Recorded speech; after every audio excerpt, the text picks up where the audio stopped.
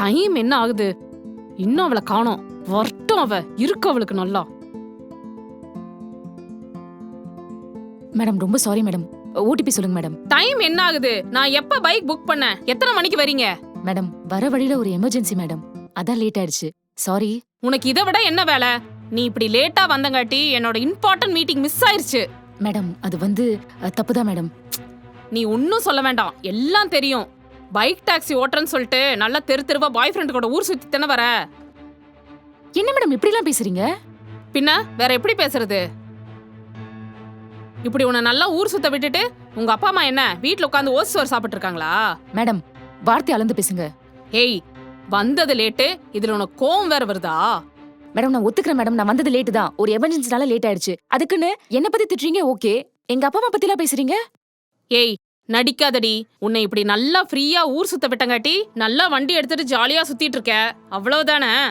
வர வழியில அம்பாள் நகர் கிட்ட ஒரு பொண்ணு மயக்கம் போட்டு விழுந்துட்டா மேடம். அவளை ஹாஸ்பிட்டல் கொண்டு போய் சேர்த்துட்டு வரதுக்கு லேட் ஆயிடுச்சு. எங்கேயோ தெருவுல யாரோட பொண்ணு விழுந்தா நீ இப்படிதான் எல்லாத்துக்கும் உதவி செஞ்சுட்டு இருப்பியா? லேட்டா வந்ததுக்கு காரணம் வேற. அந்த மாதிரிலாம் இல்ல மேடம். Hello hello, சங்கீதாங்களா? ஆமா மேம், உங்க பொண்ணு அம்பாள் நகர்கிட்ட மயங்கி விழுந்துட்டாங்க. ஹாஸ்பிட்டல் அட்மிட் பண்ணிக்கோ, கொஞ்சம் சீக்கிரம் வாங்க மேம். ஐயோ, என்ன சொல்றீங்க? எந்த ஹாஸ்பிட்டல்? சிட்டி ஹாஸ்பிட்டல் மேம், கொஞ்சம் சீக்கிரம் வாங்க.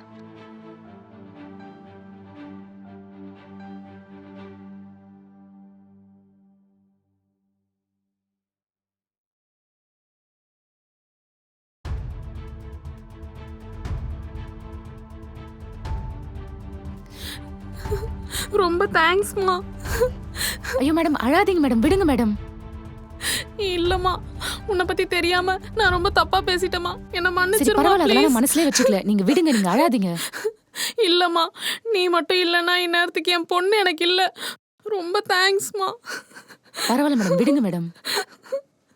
ரோட்ல அத்தனை பேர் கண்டுக்காம போனப்ப நீ மட்டும்தாம்மா என் பொண்ணு இங்க கொண்டு வந்து சேர்த்திருக்க. உனக்கு எப்படிமா தோணுச்சு இதை செய்யணும்னு? எங்க அப்பாவும் ஒரு ரோடு ஆக்சிடென்ட்ல தான் மேம் இறந்தாரு. அந்த பக்கமா போனவங்க யாராச்சும் ஒருத்தவங்க டைமுக்கு அவர் ஹாஸ்பிட்டல் கொண்டு போய் சேர்த்திருந்தா இந்நேரம் அவர் உயிரோட இருந்திருப்பாரு. அந்த நிலைமை யாருக்கும் வரக்கூடாது மேடம். உங்க பொண்ணுன்னு இல்ல, அந்த இடத்துல யாரா இருந்தாலும் நான் அதான் பண்ணிருப்பேன். இருக்கட்டும், எதுவும் மனசுல வச்சுக்காதீங்க மேடம். சாரிம்மா, உன்னை பத்தி எதுவுமே தெரியாம தப்பா அதெல்லாம் பேசிட்டேன். எதுவும் இல்ல.